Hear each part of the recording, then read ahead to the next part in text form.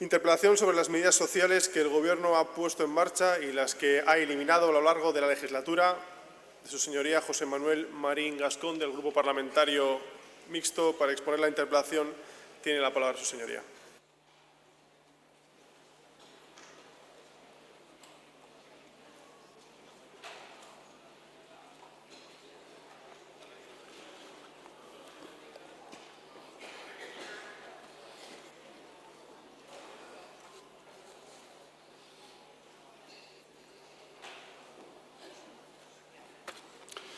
Gracias, señora presidenta.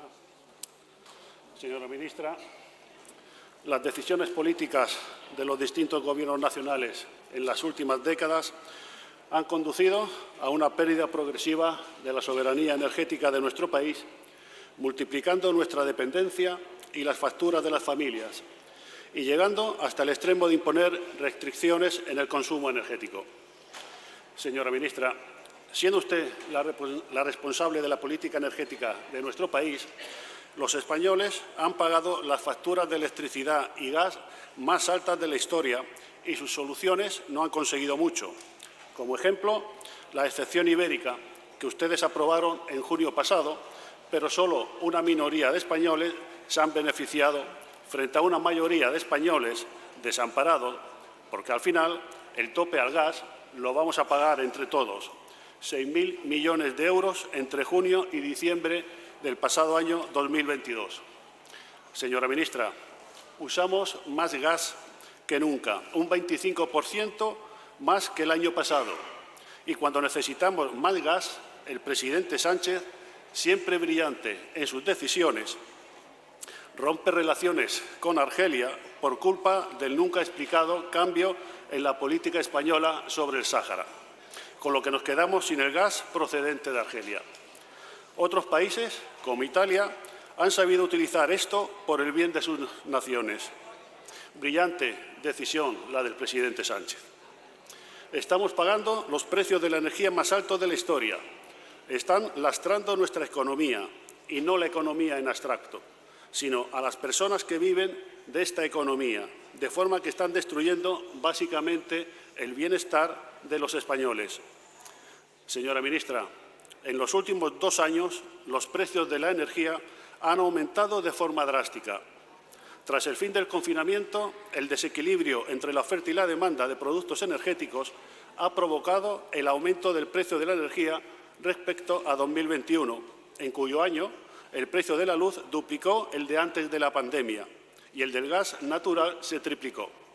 Además, tras el inicio de la guerra de Ucrania, el precio de la electricidad se triplicó y el del gas se multiplicó por 6 respecto a los precios prepandemia, lo que ha provocado un impacto muy negativo en el poder adquisitivo de una población que ya estaba en situación vulnerable. España tiene unas tasas de hogares en situación o en riesgo de pobreza y exclusión elevada. Desde 2021 nos encontramos con un grave problema de acceso a los servicios energéticos básicos, debido a la pobreza estructural que padecemos, unido al elevado precio de la energía. En 2021, un 32% de los hogares con menor recursos estaban en situación de pobreza energética, no disponiendo todavía de los datos 2022. Para tratar de disminuir este problema, tenemos 2 herramientas: el bono social eléctrico, descuento en la factura de la luz, y el bono social térmico, pago único anual por el uso del gas por calefacción y agua caliente. No obstante, el aumento de los hogares en situación de pobreza energética hace evidente que no se consigue lo que se propone. La dificultad de los procesos de solicitud y la falta de información pueden impedir que estas ayudas lleguen a quien más lo necesita. Por otro lado, tal y como están definidos los requisitos de acceso, sobre todo en el bono social eléctrico, hace que se puedan estar beneficiando familias que no se encuentran en situación de vulnerabilidad. Tras dicha polémica, el Gobierno ha anunciado el cambio de criterio para cobrar el bono social térmico.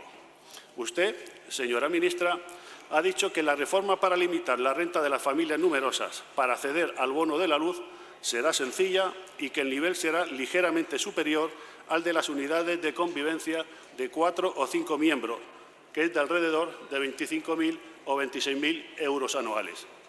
¿Tienen ya diseñada dicha reforma, ¿de qué forma se va a articular? Algunos datos. Solo un 8,3% de los hogares reciben algún bono social energético, aunque un 14,3% declaró que tuvo problemas para mantener su vivienda a una temperatura adecuada en 2021. Solo 1 de cada 3 hogares con familia numerosa, de las que menos ganan, tienen algún bono energético. Para la clase media y media alta, esta proporción se dispara a más de la mitad, algo que sugiere que las familias con mayor disponibilidad de tiempo e información para lograr este tipo de bonos cuentan con una mayor probabilidad de poder conseguirlos. Estos datos indican que los bonos energéticos son insuficientes en su cobertura, lo que es especialmente grave en el caso de las familias estructuralmente vulnerables, por lo que su diseño actual se presta a problemas de desajuste entre quienes lo necesitan y quien lo percibe. Las medidas que el Gobierno destina a costear las facturas energéticas tienen un coste de 35.000 millones de euros, cifra que se queda muy lejos de los 96.000 millones de euros de Alemania. ¿Qué medidas propone Vox para bajar la factura de la luz?